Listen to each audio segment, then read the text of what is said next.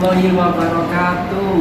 Perkenalkan, kami dari kelompok 4 yang ingin menjelaskan masalah-masalah ekonomi. Perkenalkan, nama saya Erika Izaria, NIM 210302077. Saya Salisa Salsabila, NIM 210302079. Saya Muhammad Rizal Afandi dengan NIM 210302081. Saya Jafara Aulia Putri Rensi, NIM 210302105. Saya Rizka Nurwadini, NIM 210302114.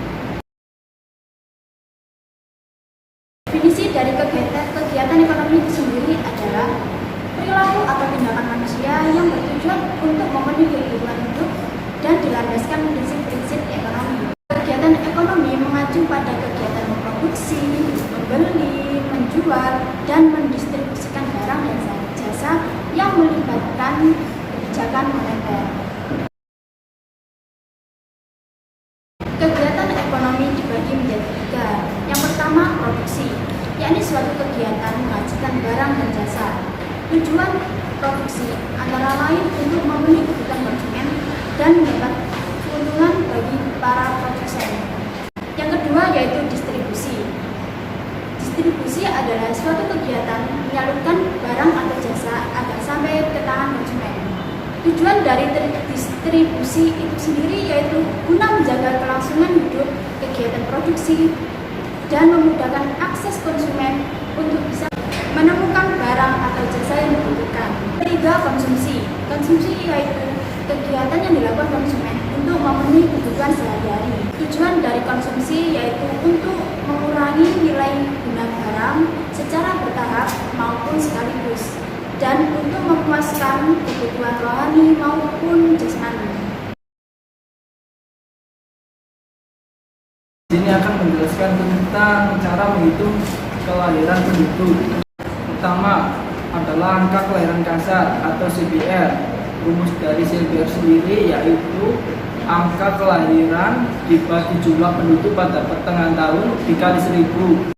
Kedua adalah ASBR atau angka kelahiran khusus. Angka kelahiran khusus atau SBR rumusnya adalah jumlah kelahiran wanita dibagi jumlah wanita pada pertengahan tahun dikali 1000.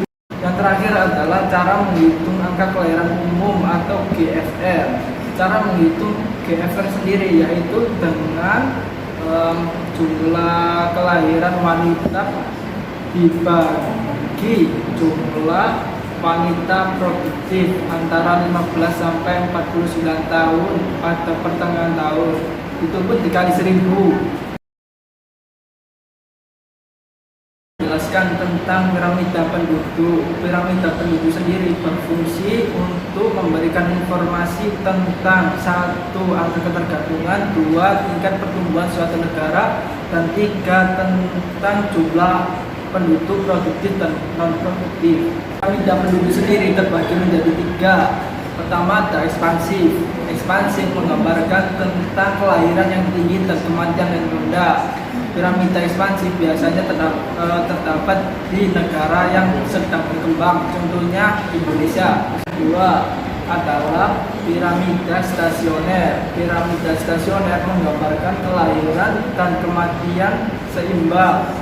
Piramida stasioner biasanya terdapat di negara yang mulai maju. Yang terakhir adalah piramida konstruktif. Piramida konstruktif menggambarkan tingkat kelahiran yang rendah dan kematian yang tinggi. Piramida konstruktif sendiri biasanya terdapat di negara yang maju. Perpindahan penduduk dibagi menjadi 2, internal dan internasional. Internal adalah perpindahan penduduk dalam negeri. Urbanisasi. Urbanisasi adalah perpindahan penduduk dari desa ke kota. Ruralisasi adalah perpindahan penduduk dari kota ke desa. Transmigrasi adalah perpindahan penduduk dari pulau satu ke pulau lainnya. Perpindahan penduduk internasional adalah perpindahan penduduk antar negara. Imigrasi. Imigrasi adalah perpindahan penduduk dari luar negeri ke dalam negeri. Emigrasi. Emigrasi adalah perpindahan penduduk dari luar negeri ke dalam negeri. Remigrasi. Remigrasi adalah perpindahan penduduk ke negara asal. Definisi masalah ekonomi. Menurut saya, masalah ekonomi merupakan permasalahan atau persoalan ekonomi yang timbul karena adanya keterbatasan sumber daya yang tersedia. Sumber daya tersebut dipergunakan untuk memenuhi kebutuhan manusia yang sifatnya tidak terbatas.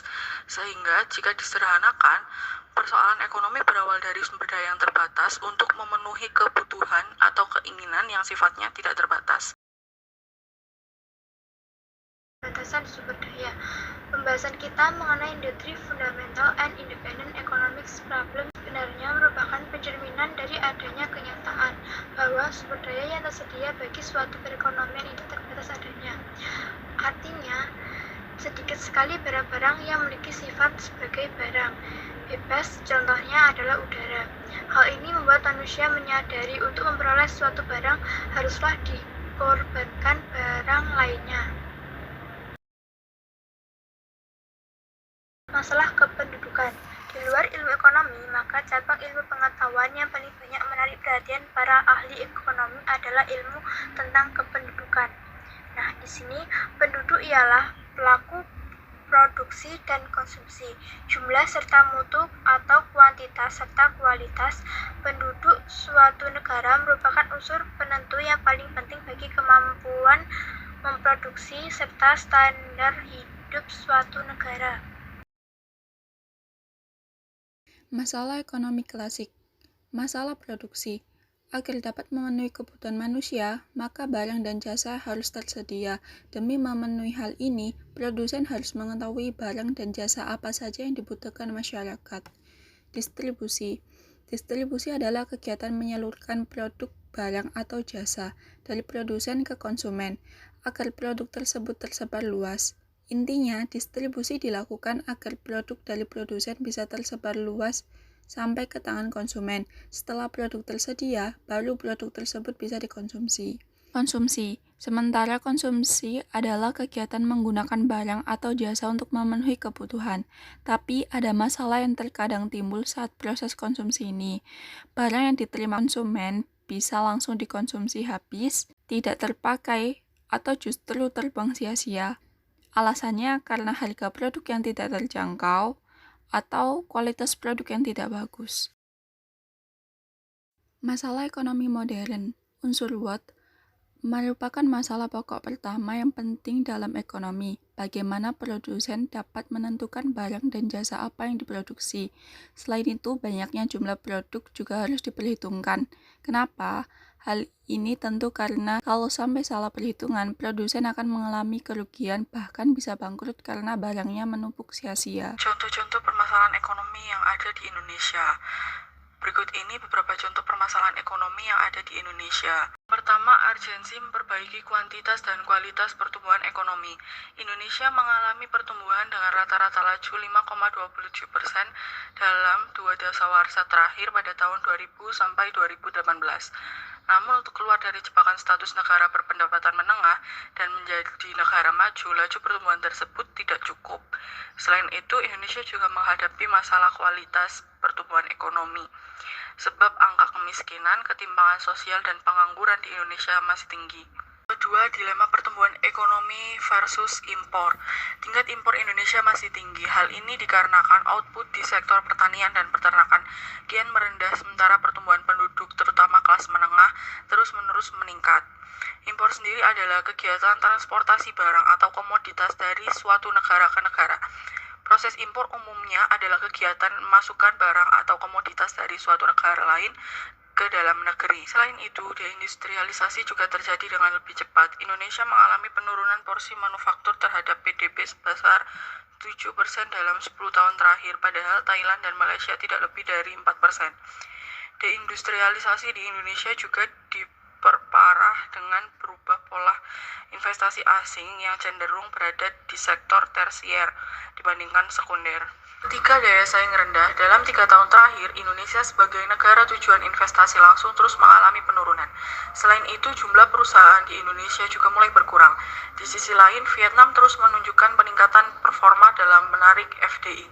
Salah satunya dari Jepang. Berbalikan dengan Indonesia, popularitas Vietnam bagi investor Jepang terus meningkat dalam 3 tahun terakhir ini. Demikian presentasi dari kelompok kami. Terima kasih. Wassalamualaikum warahmatullahi wabarakatuh.